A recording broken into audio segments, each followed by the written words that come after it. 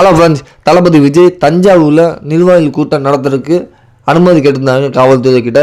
காவல்துறை அதுக்கு அனுமதி கொடுத்துருந்தாங்க. 10 to 3 5 மணி நேரம். ஏற்கனவே வேலூரில் நடந்த மீட்டிங்கை விட இப்போ கூடுதலாக 5 மணி நேரம். மேற்கூறமான அமைக்கல, வெட்ட வழியாக ஓப்பனாக பேசுகிற மாதிரி தான் இருக்குது.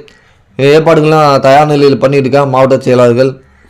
இந்த நெருக்கடியான நேரத்தில் தளபதி விஜய் நாளைக்கு என்ன பேச போகிறாங்க, ஒட்டுமொத்த அரசியல் கிழமை எதிர்பார்த்து காத்திருக்காங்க. ஒரு பக்கம் குடும்ப விவகாரம் போயிட்டுருக்கு, ஒரு பக்கம் அரசியல் நடிகைகள்.